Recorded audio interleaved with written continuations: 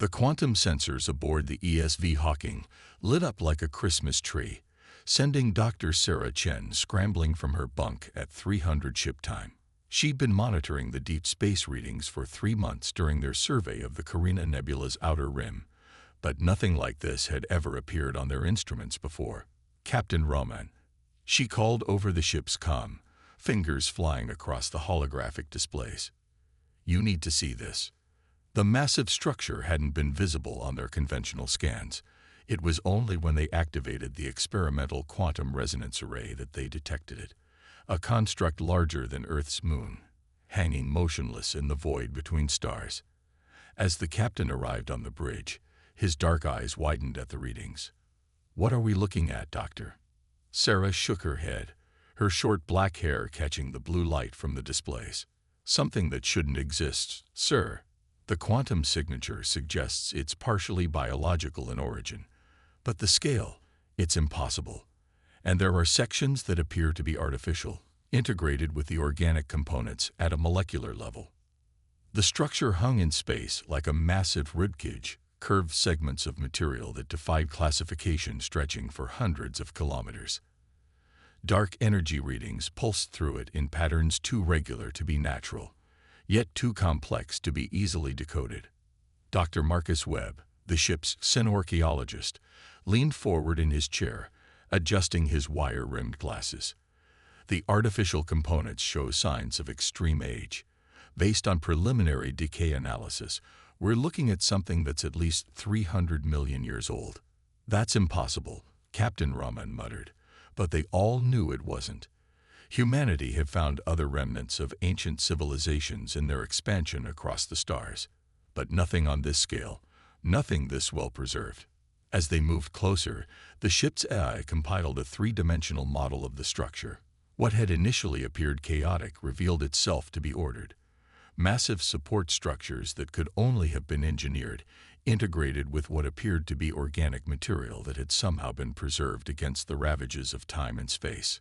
"Captain," Sarah called out, her voice tight, "I'm detecting energy signatures consistent with quantum encryption protocols.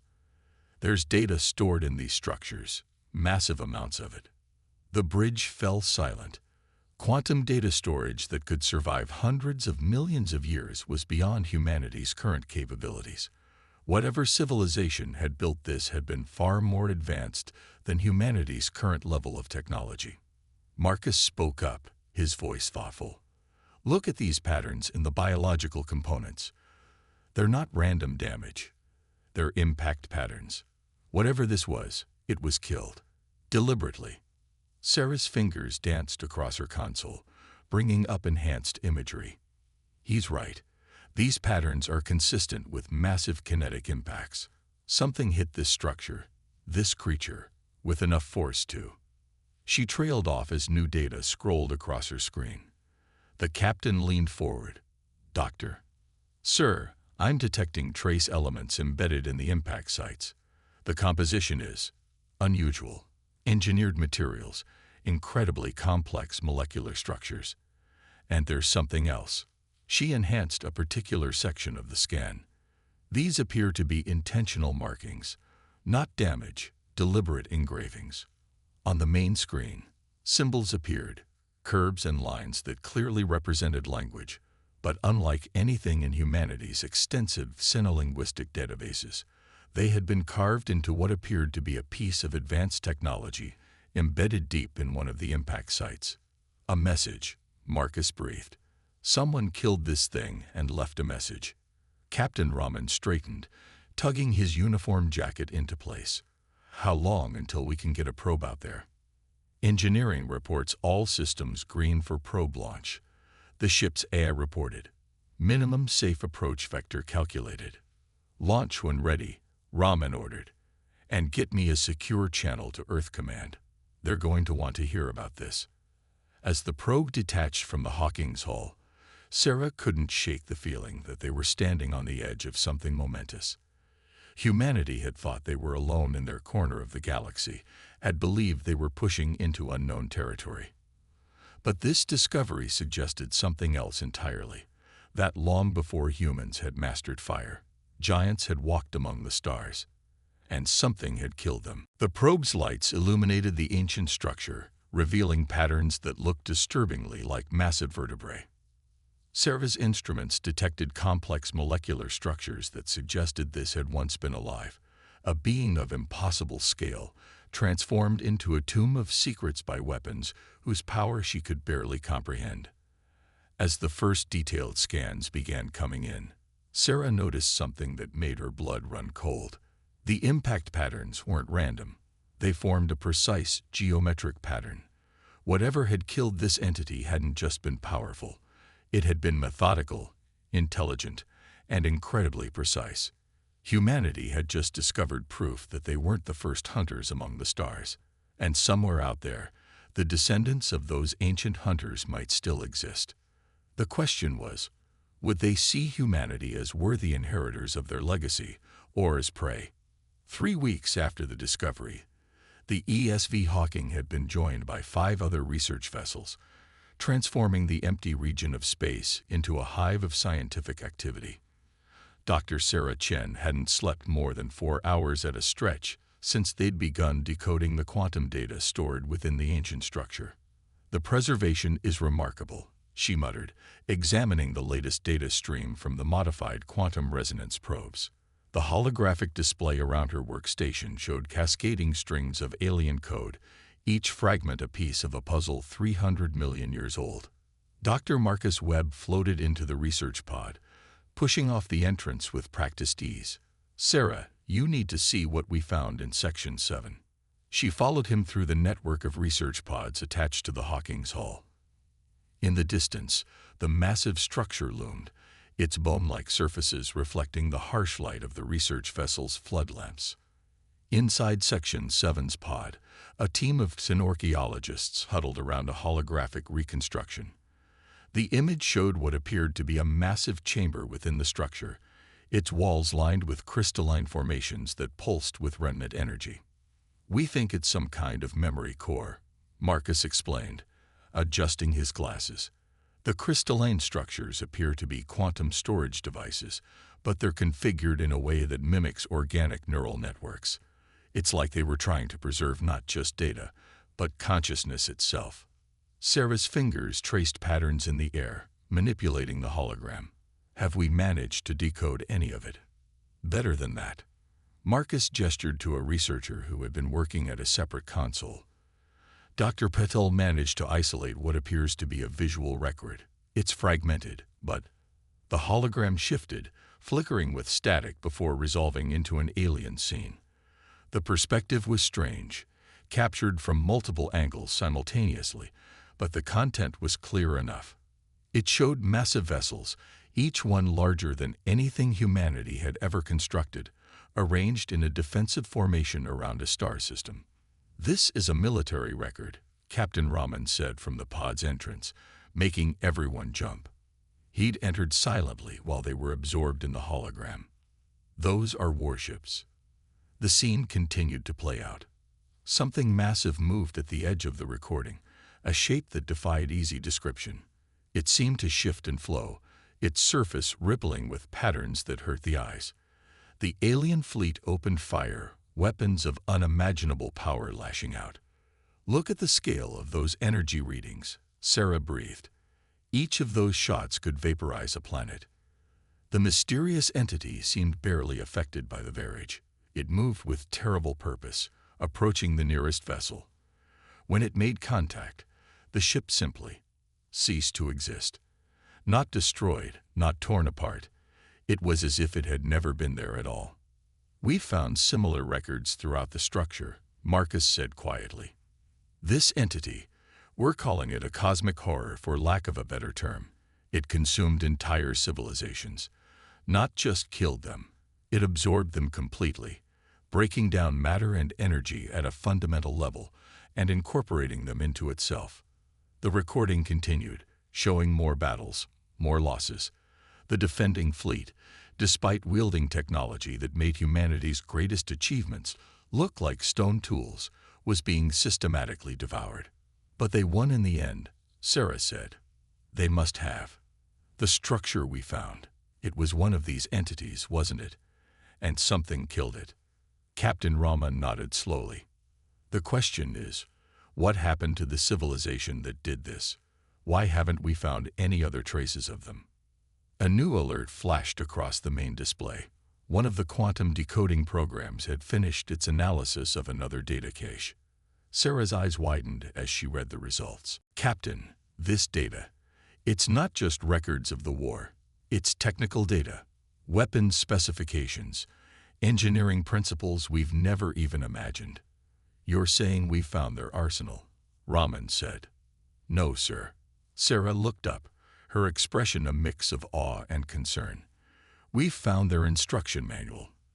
The civilization that killed this entity, they left this here deliberately. All of this, the preserved structure, the quantum archives, even the message we can't translate, it's not just a record, it's a legacy. Marcus frowned. But why? Why preserve all of this? Because they knew, Sarah whispered. They knew there were more of these entities out there. And they knew that eventually someone would need to be ready to face them. The hologram flickered again, showing new images. Vast construction yards building weapons of impossible power, entire planets being transformed into fortress worlds. A civilization preparing for a war of extinction against an enemy that consumed reality itself. Captain, one of the junior researchers called out. We're detecting increased quantum activity in Sector 12. The structure, it's responding to our presence. I think it's waking up. Raman's hand went to his communications unit. All teams, prepare for emergency protocols. Dr. Chen, Dr. Webb, you have 1 hour to download as much data as you can. Something tells me we're about to find out exactly why this legacy was left for us to find. As the research pod erupted into controlled chaos, Sarah stared at the ancient structure. 300 million years ago, a civilization had faced annihilation and emerged victorious. They'd preserved their knowledge, their weapons, their very essence, waiting for worthy inheritors. Now humanity stood at a crossroads, about to inherit a legacy of both salvation and terrible responsibility. The question wasn't just whether they could master these ancient technologies. It was whether they were ready for the war that would inevitably follow. The quantum archives awakening transformed the research mission into a race against time. As more systems within the ancient structure activated, Dr. Sarah Chen and her team worked frantically to understand the flood of data pouring from its memory cores. These schematics, she muttered, manipulating a holographic display of what appeared to be a massive weapon system. The underlying principles are incredible. They didn't just harness quantum mechanics, they rewrote the laws of physics themselves. Captain Raman stood at the center of the Hawking's Bridge, watching as more sections of the structure lit up with ancient energy. Dr. Chen, we need answers. What exactly are we dealing with here? Sarah took a deep breath, organizing her thoughts. The civilization that built these weapons, they called themselves the predecessors. At least that's our best translation. They weren't just advanced, Captain. They had completely transcended what we consider possible. 300 million years ago, they encountered the first cosmic horror, Marcus added, pulling up archived footage from the structure's memories. These entities existed between dimensions, feeding on reality itself. The predecessors discovered that for every horror they found, there were dozens more, sleeping in the void between galaxies. The holographic display showed new images, vast fleets of ships wielding weapons that could tear holes in spacetime, armadas spanning entire solar systems. The predecessors had turned their entire civilization into a war machine. But here's what's fascinating. Sarah continued. The weapons they developed, they weren't just about raw power. They were precise, surgical. Look at this. She highlighted sections of the ancient structure. The impact patterns we found. Each strike was calculated to sever specific dimensional anchors. They didn't just kill these entities, they systematically disconnected them from the higher dimensions they existed in. A new alert blared across the bridge. Lieutenant Park at Tactical looked up sharply. Captain, we're detecting massive energy fluctuations from the structure. Something's happening. The ancient construct pulsed with light that seemed to bend reality around it. Streams of quantum data poured from its awakening systems, overwhelming the research vessel's sensors. "It's not just a database," Sarah whispered, her eyes wide as new understanding dawned. "The entire structure. It's a weapon. The predecessors didn't just kill this horror. They transformed it into a warning system, a sentinel designed to activate when." She trailed off as the implications hit her. Captain Raman's expression hardened. "When what, Doctor?" "When another horror approached," Marcus finished, his face pale. "They knew more would come eventually. This isn't just a legacy of knowledge. It's an early warning system." The structure's pulsing increased, and with it came new data. Star charts appeared on the main display, showing a vast region of space. At its center, a void grew where stars seemed to vanish. "It's happening now," Sarah said, her voice tight. "The structure is showing us that another horror is awakening. The void in those charts, it's not just empty space. It's being consumed." Captain Raman straightened. "How long do we have?" Sarah's fingers flew across her console, analyzing the data. "Based on its rate of expansion, 3 months. Maybe less. But Captain, there's something else you need to see." She brought up another star chart, this one overlaid with ancient navigation markers. "The predecessors didn't just leave us warnings. They left us a map, coordinates to caches of their technology, hidden across the galaxy. They knew whoever found this structure would need weapons to fight what was coming. And they left more than weapons," Marcus added, pulling up new data streams. "These files we've been decoding, they're not just technical specifications. They're a record of their victories, their strategies. They learned how to predict where the horrors would appear, how to trap them, how to fight them." The bridge fell silent as the implications sank in. Humanity had thought they were alone in their corner of the galaxy, pushing into unknown territory. Instead, they had inherited a war 300 million years in the making. "Send everything to Earth Command," Raman ordered, "and prepare the quantum drives. If we're going to find these caches and prepare for what's coming, we need to move fast." As the crew sprang into action, Sarah studied the ancient structure with new understanding. The predecessors hadn't just been warriors. They had been teachers preparing their successors for a war they knew would come again. "There's something else in the data," she said quietly to Marcus. "References to other species the predecessors uplifted, other civilizations they prepared. We're not the first to inherit this legacy. But we're the first to reach this level of technology on our own," Marcus replied. "Look at these comparison charts. We're decades ahead of where they predicted we'd be. Maybe that's why the structure activated now. Maybe we're ready." Sarah watched as the massive construct continued its awakening, its ancient systems humming with purpose once more. Humanity had been thrust into a conflict they never knew existed, inheriting weapons of impossible power and the responsibility that came with them. The question wasn't just whether they could master these ancient technologies. It was whether they could succeed where others had failed, and protect not just humanity, but all of reality from a horror that devoured existence itself. In the depths of space, the void continued to grow. The HFY Hawking emerged from quantum space above a dead star system, its hull gleaming with modifications based on the predecessor's technology. In the 2 months since discovering the ancient structure, humanity had thrown every resource into preparing for what was coming. "Quantum signature confirmed," Lieutenant Park announced. "This is the location from the star charts." Sarah studied the readings from her modified sensor station.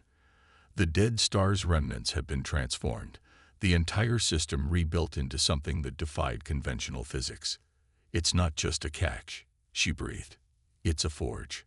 The main view screen showed a massive structure orbiting the stellar remnant, a construct that seemed to harvest the very essence of dead stars. Energy patterns rippled across its surface in familiar patterns. "The predecessors didn't just leave us weapons," Marcus said, examining the data streaming in. "They left us the means to make our own. This facility, it's designed to manufacture quantum-grade weapons using stellar matter as raw material."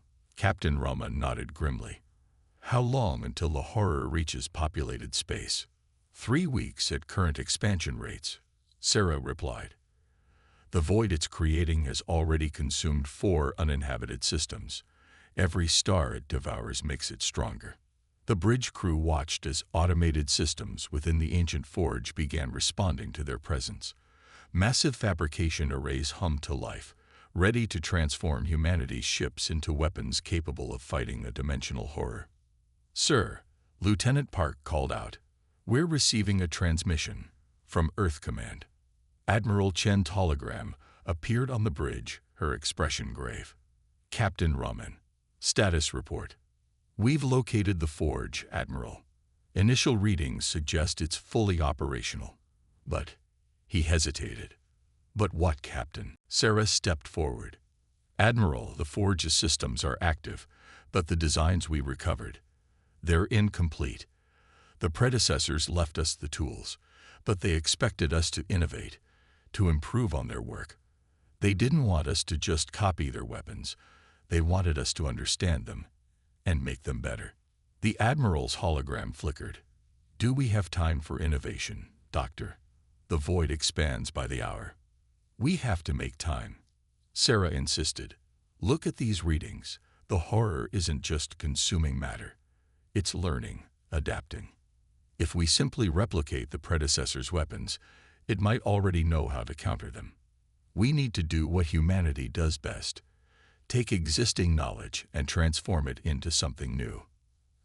Admiral Chen studied the data being transmitted to Earth. "You have 1 week, Dr. Chen. After that, we begin evacuating the outer colonies. Humanity won't fall without a fight, but we also won't sacrifice lives needlessly." As the transmission ended, Captain Raman turned to his crew. "You heard the Admiral. 1 week to turn 300 million years of legacy into something new." Sarah immersed herself in the forge's systems, merging human intuition with ancient knowledge. The predecessors had mastered the art of weaponizing reality itself, but their designs reflected their own nature: methodical, precise, unchanging. Humanity could offer something different: adaptability, creativity, the ability to see patterns in chaos. "Look at this," she called to Marcus after 3 days of non-stop work. The predecessors used quantum fields to sever the horror's dimensional anchors. But what if we inverted the process? Instead of cutting its connections, we could use them against it. Marcus finished, understanding dawning. Create a feedback loop through its own dimensional links. Force it to experience the same consumption it inflicts on reality. The forge hummed with new purpose as they fed their modifications into its systems. Human engineering merged with predecessor technology, creating weapons that were neither purely ancient nor modern, but something entirely new. Energy readings are off the scale, Lieutenant Park reported as the first prototype emerged from the forge. "Whatever you've created, Doctor, it's more powerful than anything in the predecessor archives." Sarah studied the weapon through bleary eyes. It didn't look impressive. A slim cylinder of dark metal that seemed to absorb light, but within it lay the power to turn a horror's own nature against itself. "Captain," a sensor operator called out, "long-range arrays are picking up something. The void, it's changing course. It's heading directly for us." Raman's expression hardened. "It knows we're here. It can sense what we're building." "Good," Sarah said, surprising herself with her own conviction.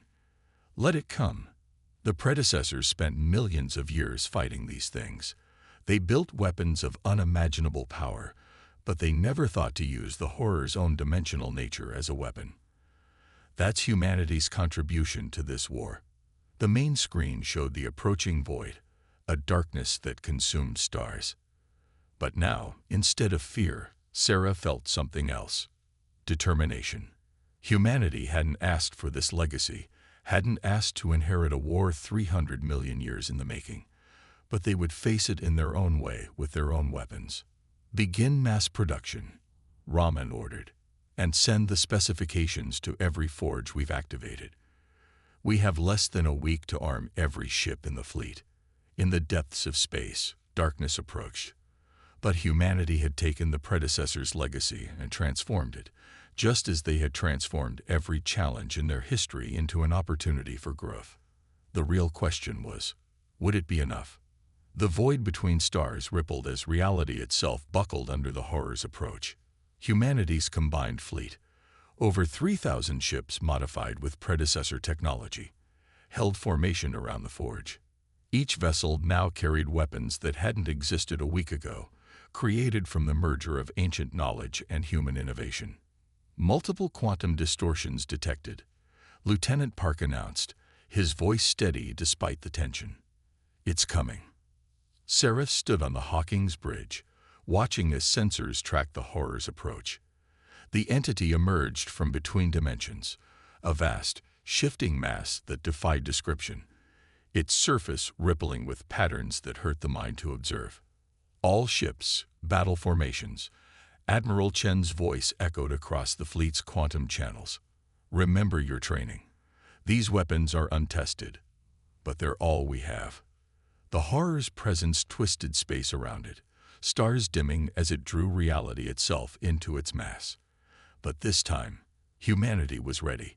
They had spent 300 million years climbing from caves to the stars, and they would not go quietly into the dark. Energy spike. Park called out. It's preparing to feed. All ships, execute pattern alpha, Raman ordered. Dr. Chen, are the quantum resonators ready? Sarah checked her modified console. Ready, Captain. The horror's dimensional frequencies are locked. On your command. The massive entity surged forward, its form stretching across space in ways that shouldn't be possible. The first wave of human ships engaged, firing weapons that blazed with both predecessor precision and human creativity. Where the ancient weapons had tried to sever the horror's dimensional connections, humanity's modifications turned those same connections into conduits. Each hit created a feedback loop, forcing the entity to experience the same consumption it inflicted on reality. The horror recoiled, its form writhing in what might have been pain. But it was ancient, powerful, and it had devoured countless civilizations. It struck back, tendrils of void stuff reaching for the nearest ships. Hawking, execute primary attack sequence. Admiral Chen commanded. All supporting vessels, maintain quantum containment fields. Sarah's fingers flew across her console as the ship's main weapon powered up. This was the true test of humanity's innovation, not just using the horror's dimensional nature against it, but turning its own hunger into a trap. Quantum resonance at maximum, she reported. Dimensional inversion field stable. Fire, Raman ordered.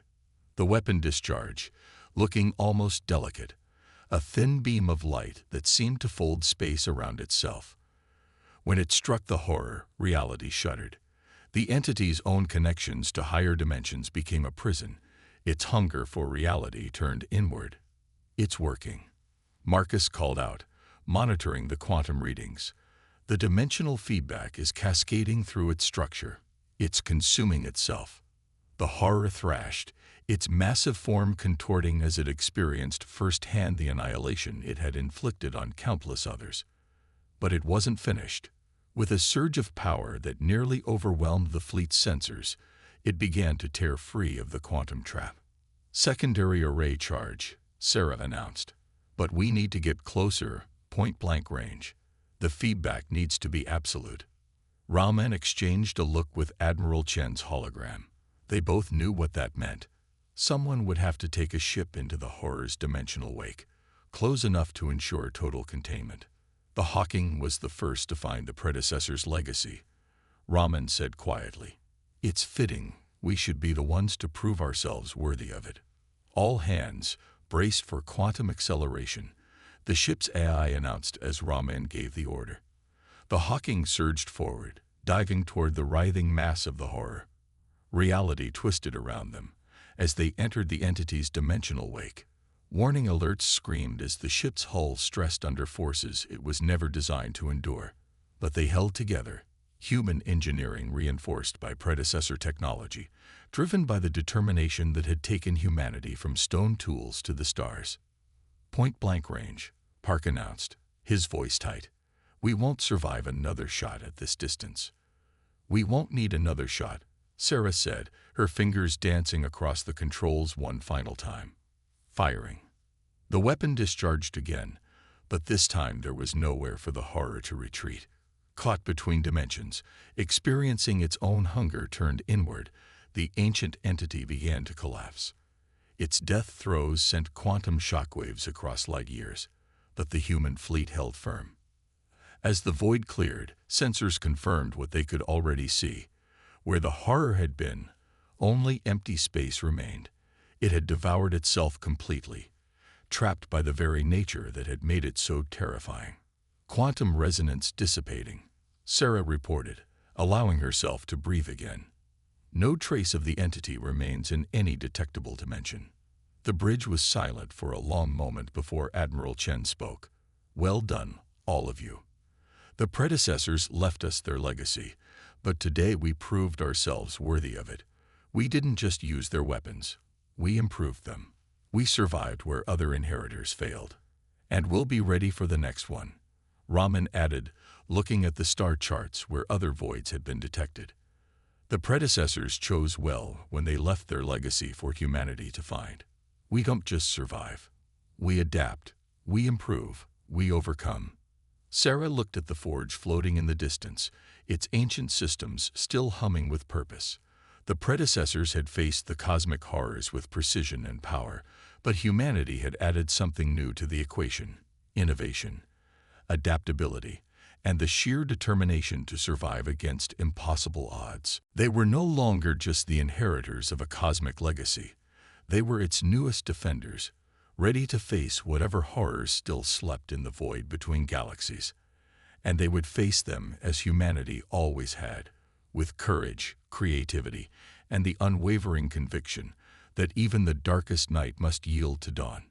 In the depths of space, the ancient forge continued its work, preparing for battles yet to come. But now it forged weapons that were neither purely predecessor nor human, but something new, a testament to humanity's ability to take the knowledge of giants and build something even greater.